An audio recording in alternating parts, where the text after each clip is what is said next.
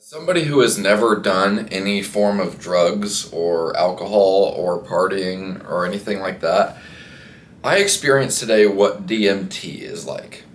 And if you don't know what DMT is, it is the most powerful psychedelic on the planet. And I experienced what it was like to be on DMT.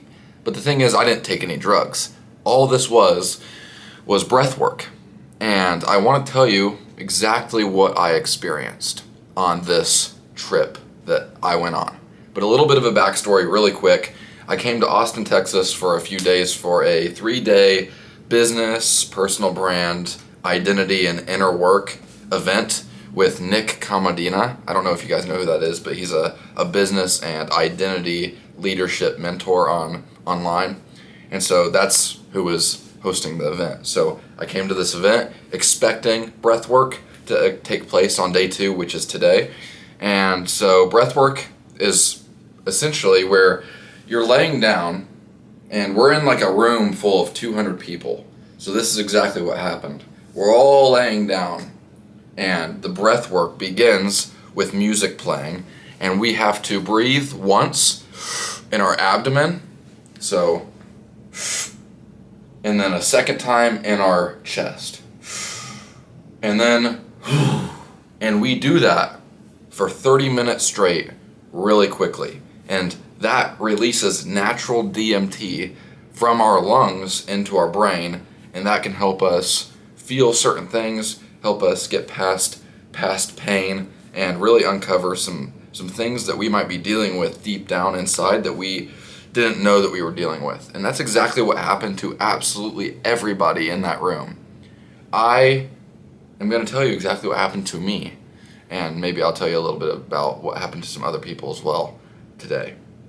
So we're laying down, and my head is on a pillow, and the music starts, and Nick, the guy who's leading the event, is leading the breathwork situation that we're doing. And he says, okay, so now we're going to breathe in once. And it's like that. And it speeds up, it slows down for 30 or so minutes.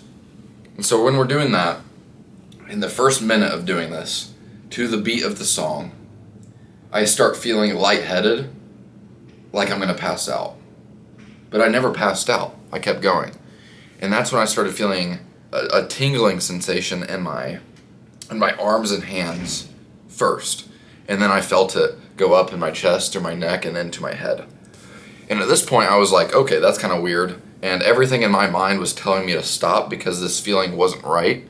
But I just kept going because that was the exercise. And then, probably 2 minutes in, my forearms and hands started cramping and tingling bad. And it was painful. And to the point where it almost was like rigor mortis. You know, like when people die and their fingers are stuck. It was just like that, and I'm laying there, and my hands started on my chest like this, and by the time that this situation started happening, I was like this, with my hands like clenched like that, and it was like I was convulsing, and it was very painful. I mean, it was like a cramp going on for probably 25 minutes straight. With tingling. You ever slip on your arm and you feel the tingling? It was like that along with cramping. And at one point I even tried to move my arms down, and I could not. My arms were paralyzed. And that's when I got really freaked out, because all I'm doing is breathing, and this is happening to me. But the thing that really not startled me but surprised me was what happened in my mind, right? That's the physical reaction that happened, but what happened in my mind was really intense. And I started seeing my parents' faces, and I started seeing my sister's face, and I started seeing blurry faces of my future family, my future wife and kids. And then I heard God or some supernatural force talk to me and he said, stop being so hard on yourself. Stop worrying so much, and start loving yourself more. And that was really emotional, and that's when I started crying. Sobbing heavily, hardest I've ever cried in my entire life. I cried for probably 10 minutes straight, while still being in this locked position. And at one point I opened my eyes and there's this light on the ceiling and it was completely fluid, like I was on drugs. Really, really scary stuff. And the thing I took away from this situation was the deep pain that I have been struggling with for the past 22 years that I've been on the planet, is quantifying my self-worth through productivity. So how much work can I get done today? If I don't get a lot of work done, I hate myself. And if I get a lot of work done, I'm proud of myself. My self-worth and my self-love is always dependent on how much work I can do, which is really, really sad. And that situation where I heard God talking to me saying, you need to love yourself more. You need to stop working so hard. You need to stop worrying. Stop trying to be so perfect. I heard that in my head. And I saw these faces of everyone I've ever loved.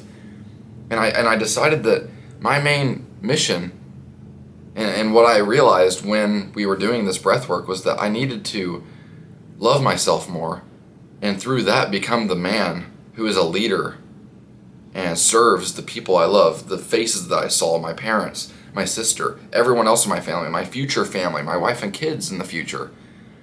And so if I could describe in one or two sentences what I took away is I need to have more self-love and I need to stop determining my self-worth based on productivity.